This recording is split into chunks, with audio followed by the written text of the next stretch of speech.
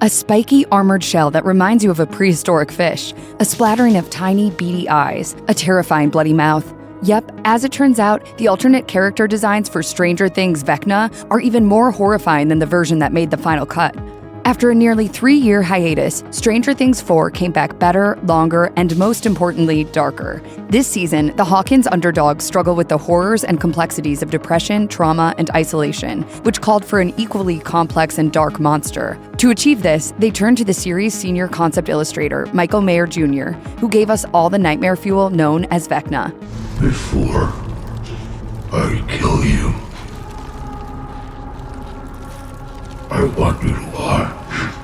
For most viewers, the Dark Wizard checks all the necessary boxes for a memorable monster. Vecna's entire body resembles an open wound with snaking vines that protrude from his back, which he uses to capture and choke his victims. A deep, soul-penetrating voice combined with an intimate knowledge of your deepest fears and regrets makes this a frightening creature. But he wasn't the most visually creepy monster in Mayer's imagination.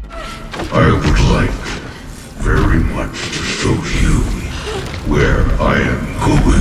On his Instagram, Mayer shared alternative character designs for Vecna, and they are pure, unadulterated nightmare fuel. One early version of Vecna is based on a prehistoric fish and includes beady yellow eyes and spikes that Mayer describes as an armored shell. In this design, the artist theorized that the harsh environment of the Upside Down might spark such an evolutionary change. It's a solid addition. Shockingly, the artist made no comment on that bloody crater of a mouth, which will probably haunt many nightmares for weeks to come. I am still very much in hell. On his website, Mayer revealed this early version of Vecna, quote, has a very direct Hellraiser influence to it, which can be seen in the creature's bloody, lipless mouth and the scarring around the multiple button-like eyes. While the artist wandered off into Cenobite territory here, there are subtle hints at the finished character hidden in this design. Look closely at the individual features, and you can see a resemblance to the final Vecna in the scorched skin and absent nose. Another design is also Hellraiser-inspired. The large right hand with fingers capable of crushing a skull is certainly familiar and will appear in Mayer's finished Vecna design.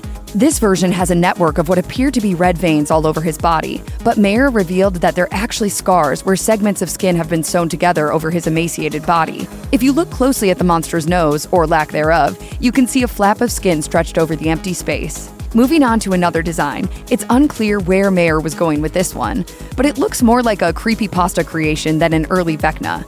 Instead of a nose that's been cut off or covered by a flap of borrowed skin, this guy never seems to have owned one to begin with. This one bears no resemblance to the final Vecna at all. Some might find these earlier designs more frightening than the final character, but Vecna needed to be more than visually terrifying. As Mayer explained on Instagram, the Dark Wizard needed to be expressive, which the earlier designs wouldn't have allowed. Don't let these alternative designs fool you. The Vecna that made it on screen continues to be a terrifying sight. Have already lost. There's no doubt that creatures with protruding spikes, bloody maws, and patchwork skin are enough to plant nightmare-inducing images in any sane person's head. It could be argued that the scrapped designs are more visually terrifying than the final concept. One thing's for certain, you wouldn't want to run into any of the alternative Vecnas in a dark alley, but grotesque features are not the only thing that make a monster.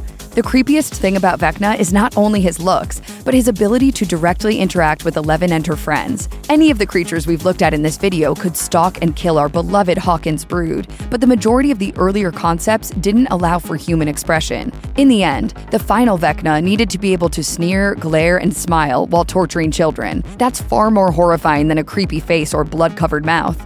Check out one of our newest videos right here. Plus, even more SlashFilm videos about your favorite stuff are coming soon. Subscribe to our YouTube channel and hit the bell so you don't miss a single one.